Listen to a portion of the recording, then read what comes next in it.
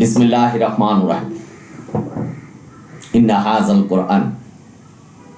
প্রিয় দর্শক শ্রোতা ভাই বোনেরা, দেশ এবং প্রবাসে যে যেখানে আছেন, সালাম জানাচ্ছি। সালামু আলাইকুম। শুনছেন QM Quranic Messages YouTube channel. কথা বলছি আমি মুস্তাফা কামাল, এক ভাইয়ের প্রশ্নের জবাবে।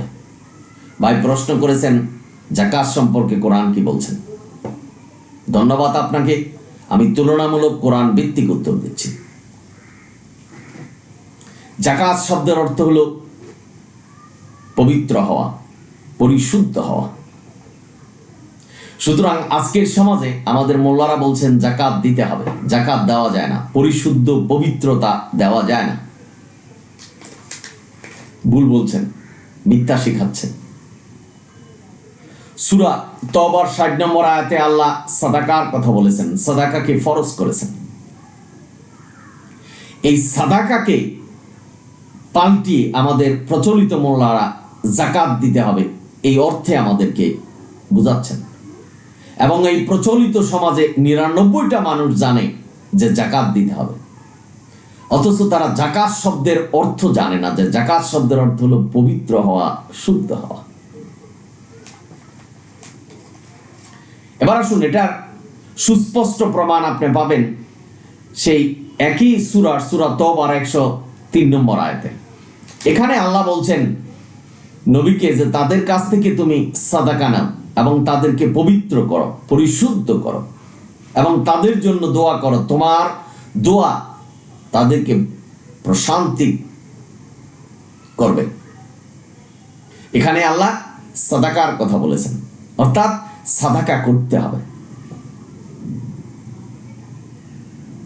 এখানে যাকাত নয়, যাকাত হলো সাদাকা করে আপনি নিজেকে যাকাত হবেন, অর্থাৎ পরিশুদ্ধ হবেন, পবিত্র হবেন।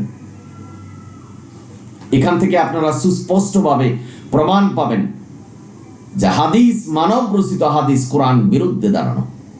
আর এই কোরআনের বিরুদ্ধে যাহা দাঁড়ানোর সেটা যদি আমরা অনুসরণ করি, আমরাও কোরআনের বিরুদ্ধে চলে যাব। খুব গভীরভাবে চিন্তা করবেন ভাই বোনেরা। এবার আপনাদের মনে প্রশ্ন জাগবে যে সাদাকা কত দিব, কিভাবে দিব।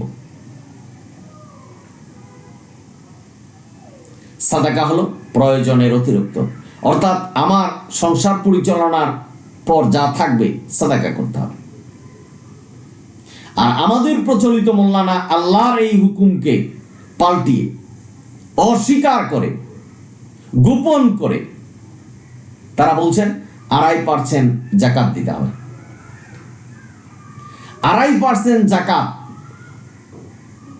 পবিত্র হওয়া, শুদ্ধ হওয়া হলো যাকাত শব্দের অর্থ।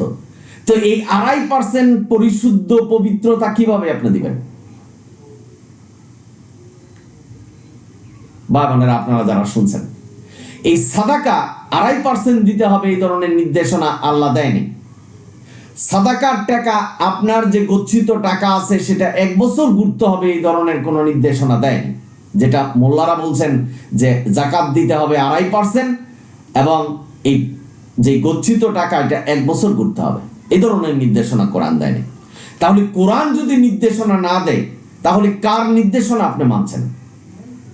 মানুষের নির্দেশনা মানছেন। তার মানে আপনি সূরা মুমিনুনের ৩৪ নম্বর আয়াত অস্বীকার করলেন, যেখানে আল্লাহ বলছেন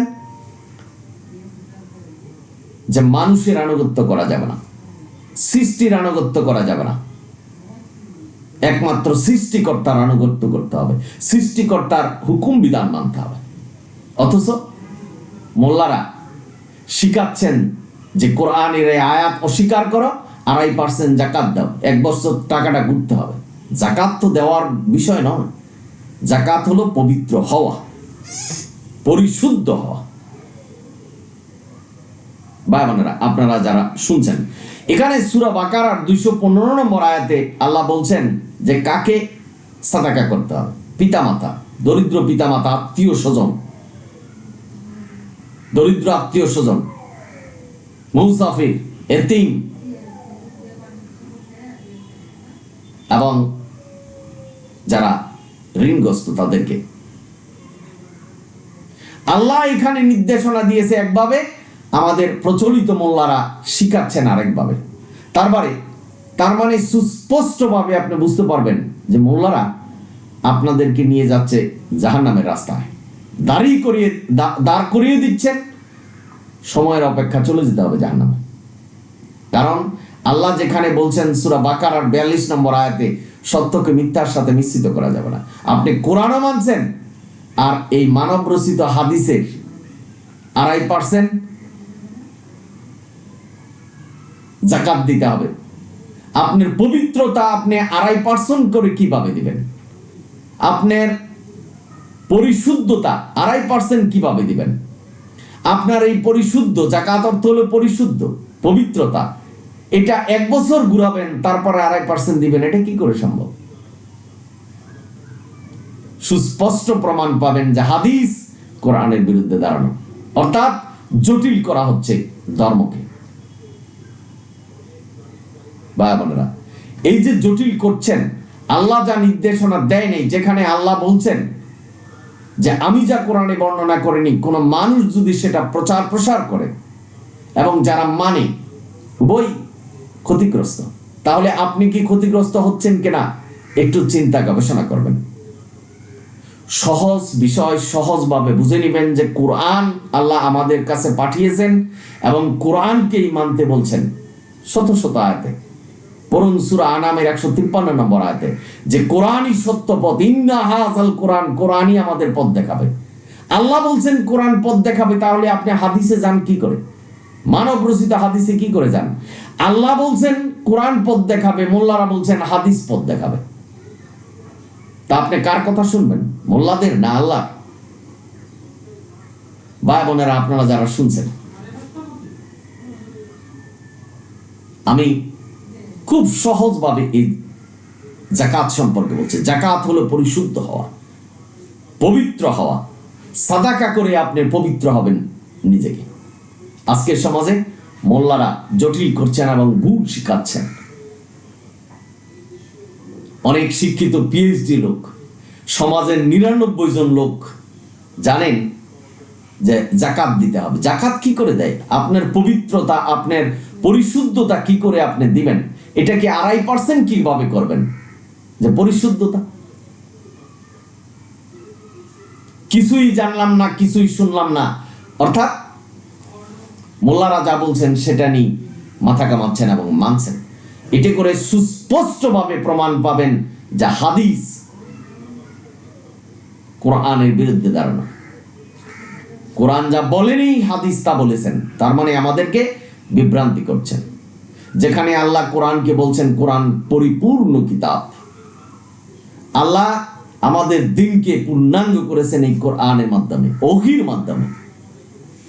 সালামুন আলা মুহাম্মদ সেই কোরআন মেনেছেন এবং আমাদেরকে মানতে বলেছেন, যেটা সূরা আরাফের 3 নম্বর আয়াতে আল্লাহ ডাইরেক্টলি আমাদেরকে বলছেন যে তোমরা অনুসরণ করো নবীর উপরে যা ওহী করা হয়েছে।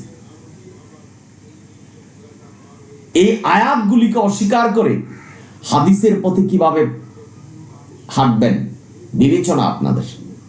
অথচ যারা শিক্ষিত মনে করছেন, যারা বলছেন আমরা শিক্ষা অর্জন করেছি, তারা বলছেন যে হাদিস না মানলে কাফের হয়ে যাবেন।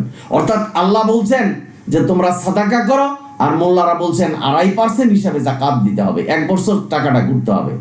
তাহলে আল্লাহর কথা এবং হাদিসের কথা এখানে কন্ট্রাডিকশন। অর্থাৎ সেটা যদি মানেন তাহলে আপনি পথভ্রষ্ট হবেন। আর যদি সত্য মিথ্যা একত্র করেন, কোরআনও মানেন এবং হাদিসও মানেন, তাহলে আপনি কোরআনের আয়াতের অস্বীকারী হলেন, যেটা সূরা বাকারার 42 নম্বর আয়াত। কোন দিকে যাবেন? সুতরাং বিবেচনা আপনাদের, চিন্তা গবেষণার জন্য কিন্তু আল্লাহ বলেছেন যে কোরআন নিয়ে চিন্তা গবেষণা করতে হবে। ন্যূনতম একটা জ্ঞান থাকতে হবে কোরআনের। এই পর্যন্ত জ্ঞান আপনার থাকতে হবে যে মোল্লারা যে একটা কথা বলছেন সেটা কি কোরআন থেকে বলছেন না তারা নিজেরা বানিয়ে, না হাদিস থেকে বলছেন। এই জ্ঞানটা আমাদের অর্জন করতে হবে, কারণ এই প্রজ্ঞা আল্লাহ আমাদের দিয়েছেন। আমরা সংসার পরিচালনার জন্য শত চেষ্টা করে হিসাবপত্র করি, কিন্তু পরকালে যে যেতে হবে, কি নিয়ে যাবেন, সেই ব্যবসাটা কোরআন থেকে করতে হবে, কোরআন থেকে অর্জন করতে হবে।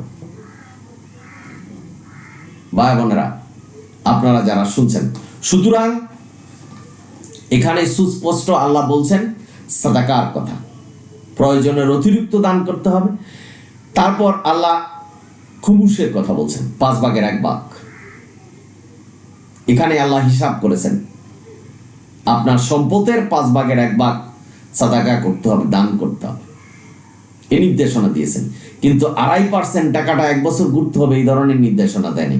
আমি এই 2 দিন আগেই খুমুসের কথা বলে ভিডিও দিয়েছি, আপনারা চ্যানেল সাবস্ক্রাইব করলে এই ভিডিও পাবেন। সুতরাং ভাই বোনেরা যারা শুনছেন, আশা করি বুঝতে পেরেছেন যে সাদাকা কিভাবে করবেন, কাকে করবেন, এবং আমাদের মোল্লারা যে আমাদেরকে ভুল শিক্ষা দিচ্ছেন, কোরআনের বাইরে শিক্ষা দিচ্ছেন, আমাদের যে মানুষের আনুগত্য করতে বলছেন, এটা থেকে আমাদের সাবধান হতে হবে। আপনারা সকলেই ভালো থাকুন, সুন্দর থাকুন, কোরআনের পথে থাকুন। আমি অনুরোধ করছি, যদি ভিডিও ভালো লাগে সাবস্ক্রাইব এবং শেয়ার করবেন। আলহামদুলিল্লাহ রাব্বিল আলামিন। সালামুন আলাইকুম।